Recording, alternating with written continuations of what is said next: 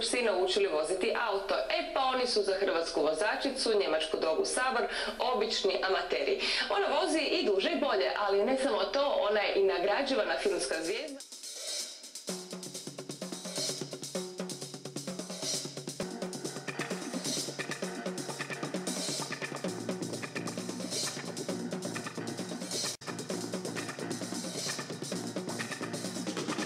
A njemačka doga iz sljedeće priče polako pronalazi put prema zvijezdanom statusu. Naime, ona glumi u trash filmovima svog vlasnika, ali i vozi automobil. Otkad je zbog uloge u filmu Vrijeme mutanata morala voziti automobil, ne prestaje tražiti vlasnika da sjedne za volan. Osim muzičkog talenta, Sabor je i glumica. Glumi u trash filmovima.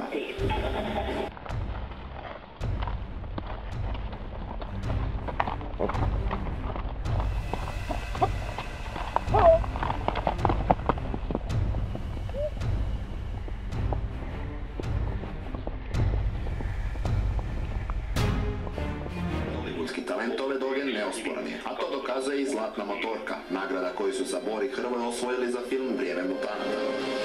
Dobro večer svima. Rekli su mi da se suzdržim od političkih govora, pa se eto hoću, samo ću pročitati dobitnika. Dakle, najbolji film po izboru publike je Vrijeme mutanata.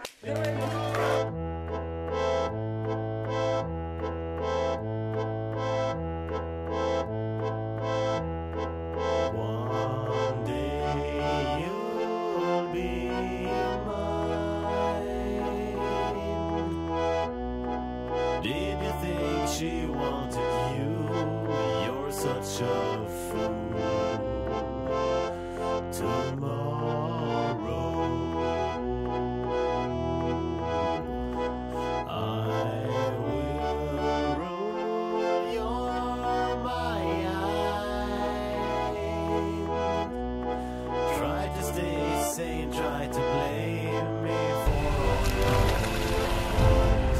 It's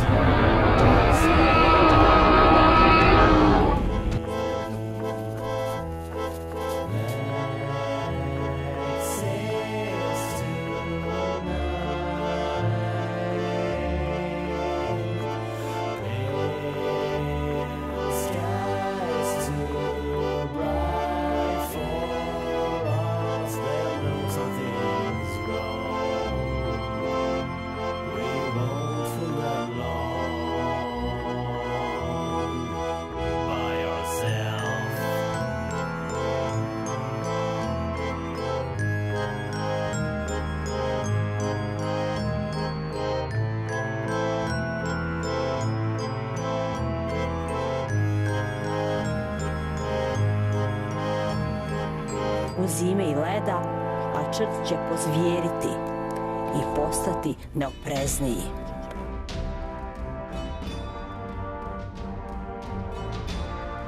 Sretno, dijete moje, i oprosti mi.